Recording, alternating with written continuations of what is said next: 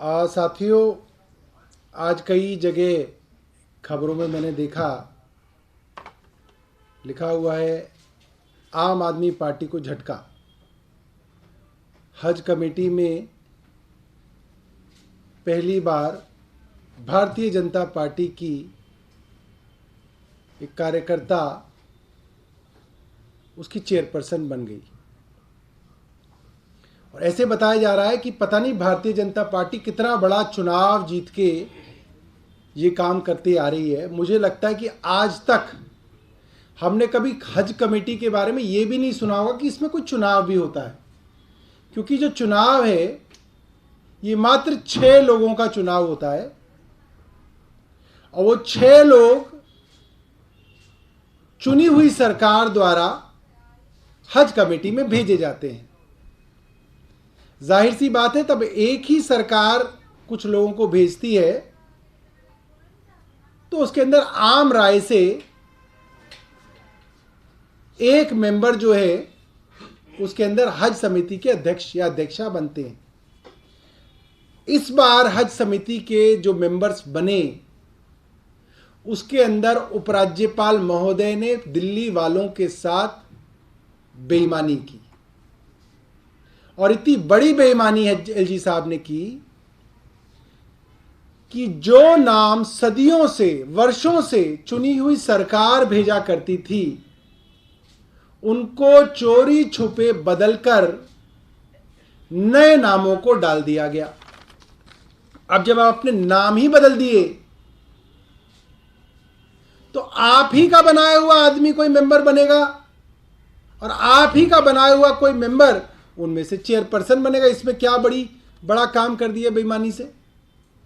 इसके अंदर 6 मेंबर होते हैं, 2 मेंबर क्योंकि भारतीय जनता पार्टी के पास कोई मुस्लिम विधायक था ही नहीं और क्योंकि मुस्लिम विधायक विधानसभा में उपलब्ध थे इसलिए 2 मेंबर तो 2 मुस्लिम विधायक बने, क्योंकि ये मजबूरी थी एलजी साहब की।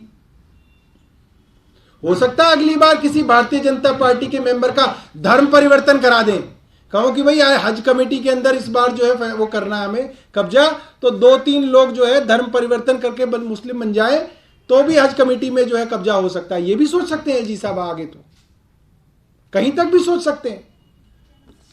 तो किया ये कि 2 एमएलए तो आम आदमी पार्टी के पहुंचे, अब्दुल रहमान साहब और हाजी यूनुस साहब। एक एमपी करना था, उन्होंने अपने एक एमपी गौतम गंभीर कर लिए। एक काउंसलर करनी थी, एलजी साहब ने बेईमानी करके चुनी हुई सरकार द्वारा भेजे हुए काउंसलर का नाम नहीं बल्कि एक कांग्रेस की काउंसलर को यहां पे लेके आया, क्योंकि भारतीय जनता पार्टी के पास ये भी नहीं थी। तो नेक्स्ट चॉइस उनके पास कांग्रेस की काउंसलर थी, तो कांग्रेस की एक मुस्लिम काउंसलर नाजिया दानिश को लेके आए गए और 2 भारतीय जनता पार्टी से जुड़े हुए लोगों को लाया गया। एक हैं कौसर जहान, जो साफ तौर पे भारतीय जनता पार्टी की तरफ से उनकी वकालत करती हुई दिखती रहती हैं, मयूर विहार में रहती हैं। और दूसरे एक मोहम्मद साद हैं जिनको स्कॉलर नाम से स्कॉलर के कोटे के अंदर लाया गया। और जब उनसे पूछा गया आज हज कमेटी के इलेक्शन के दौरान कि भाई साहब आपके पास स्कॉलर की डिग्री है, तो उन्होंने बोला कि अभी डिग्री नहीं है मगर 2.5 साल में आ जाएगी। जो जिस स्कॉलर के पास तथाकथित स्कॉलर के पास अभी डिग्री भी नहीं है, मुस्लिम पर्सनल लॉ बोर्ड की जो पढ़ाई होती है या और कोई इसकी डिग्री होती है, वो डिग्री भी नहीं है उनके पास, वो भी डिग्री अभी आनी है। इस तरीके से बेईमानी से एलजी साहब ने पहले मेंबर बदले और फिर जबरदस्ती डरा धमकाकर, जैसे कहा जाता है कि बंदूक की नोक पर, इसका नोटिफिकेशन कराया, जो कि बहुत ज्यादा शर्म की बात है। और मेरे से अभी एक साथी रिपोर्टर कह रहे थे कि साहब अब आप क्या करेंगे, कोर्ट जाएंगे। और मैं कार में आते आते ये बात सोच रहा था कि जहां पे 2 सरकारों के बीच में जो रिश्ता है वो एक लिहाज का रिश्ता है, कि ये लिहाज है, इसकी हर चीज जो है उसके लिए कानून जो है बना तो हुआ है, मगर कई जगह लिहाज से चल रहा है। मान लीजिए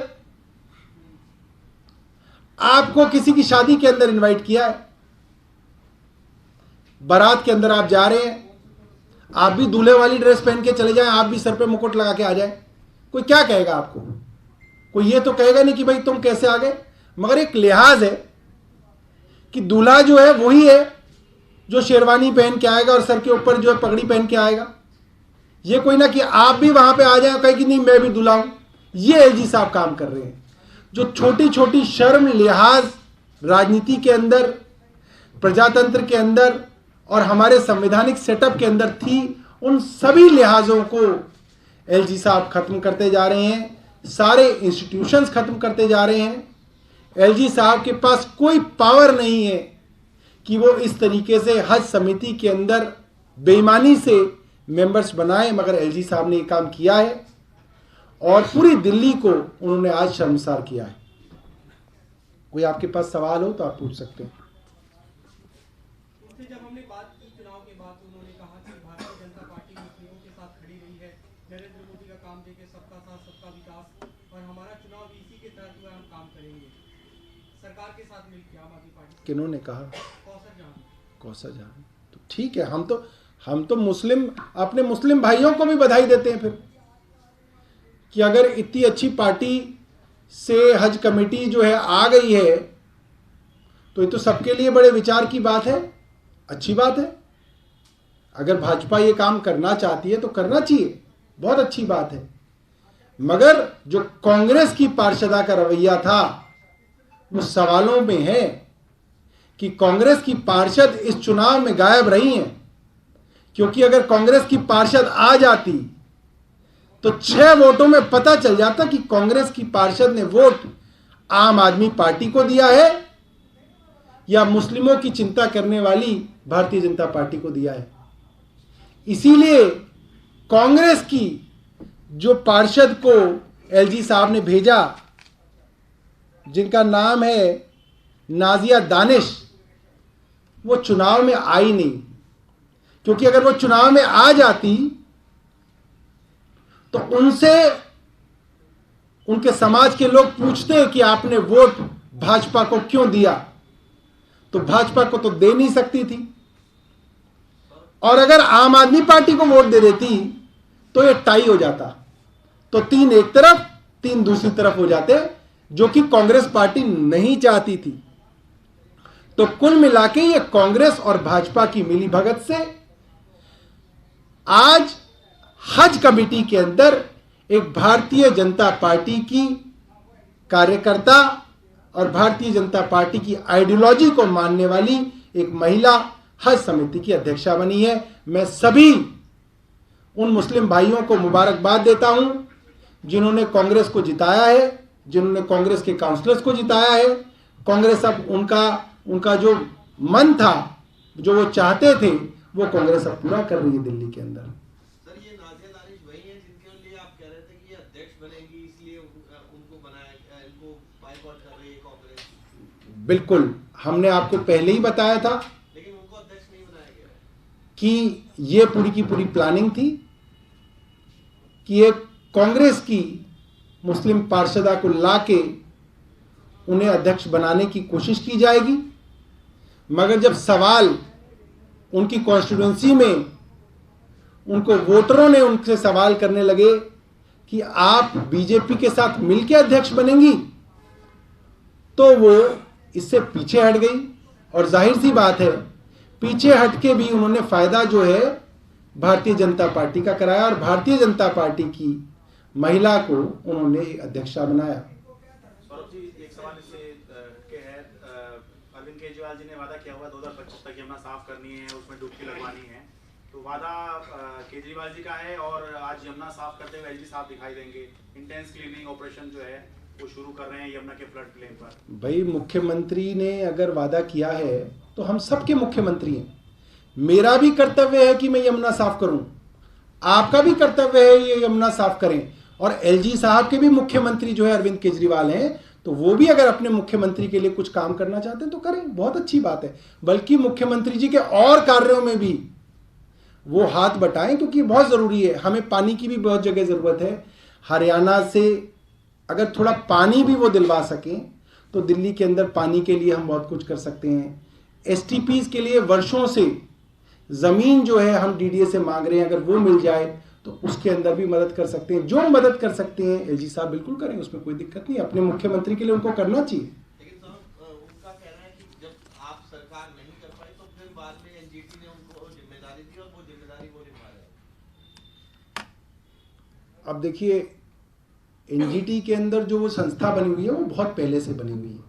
एनजीटी वो जो एक कमेटी बना के रखती है वो काफ़ी वर्षों से बनी हुई है, और मुझे लगता है कि अगर वो मेहनत करना चाहते हैं तो उन्हें करने देना चाहिए। उसके अंदर हमें जो है कोई दिक्कत नहीं है। और जितने भी प्रोजेक्ट्स का वो जिक्र करते हैं वो सारे के सारे प्रोजेक्ट्स पहले जल बोर्ड के बोर्ड में आते हैं। बोर्ड जो है, जिस बोर्ड का मैं वाइस चेयरमैन हूँ, उसके अंदर वो एसटीपी के सारे प्रोजेक्ट्स आते हैं। वहाँ हम उनको फंड देते हैं, वहाँ हम प्रोजेक्ट्स को अप्रूव करते हैं, और फिर वो एसटीपीज के तौर पे या ड्रेन्स को ट्रैक करने के तौर पे उसके इंफ्रास्ट्रक्चर के अंदर तब्दील होते हैं। तो वो तो सारी की सारी प्रक्रिया जो है हमारे बोर्ड से होके ही निकलती है।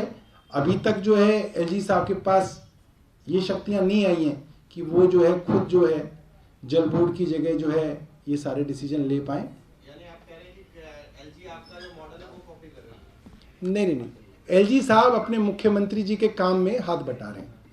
एलजी साहब को बटाना चाहिए, और भी काम करने चाहिए। थोड़ा सा कानून व्यवस्था पे भी काम करना चाहिए। मोदी जी का भी थोड़ा हाथ बटाना चाहिए, उस पर भी थोड़ा काम करना चाहिए। थोड़ा थाने वगैरह की विजिट करनी चाहिए, डीसीपी से मिलना चाहिए। आजकल देखिए कितनी हत्याएं हो रही हैं, बलात्कार हो रहे हैं, महिलाओं के साथ अत्याचार हो रहे हैं, इन पे भी काम करना चाहिए। सर, एक अरविंद केजरीवाल जी ने आज मुख्यमंत्री ने ट्वीट करके कहा कि दिल्ली की हवा जो है वो साफ हुई है बीते लंबे समय के बाद, और जो टॉप 10 है पॉलिटिक्स उनसे भी बाहर हो गए। मुंबई इसमें टॉप है अभी। उस पर क्या ऐसा आप लोगों ने किया जो इस तरीके की हवा साफ हुई? देखिए, मैं ये समझता हूँ कि इसके अंदर सबसे बड़ा क्रेडिट अगर किसी का है तो वो दिल्ली वासियों का है। दिल्ली वासियों को कई वर्षों तक ये कह के बदनाम किया गया कि दिल्ली वाले प्रदूषण फैलाते हैं, मगर मैं ये बात आज गर्व से कह सकता हूँ कि अगर कोई ऐसा राज्य है जहाँ पे थर्मल पावर प्लांट्स बंद हुए तो वो दिल्ली है। अगर कोई ऐसा राज्य है जहाँ पे फर्नेसेस जो कोयले पे चलते थे वो गैस पे शिफ्ट हुए तो वो दिल्ली है। अगर कोई ऐसा राज्य है आसपास के राज्यों में भी जहाँ पे जनरेटर सेट्स बंद हुए क्योंकि 24 घंटे बिजली आई तो वो दिल्ली है। और दिल्ली वालों ने बहुत सारे अपनी आदतों के अंदर तब्दीलियां करके भी इस पोल्यूशन को कम किया है, और मैं दिल्ली वालों को इसके लिए बधाई देना चाहता हूं कि उनकी मेहनत रंग ला रही है। और भी हमें अभी मेहनत करने की ज़रूरत है, पोल्यूशन को और कम करने की ज़रूरत है।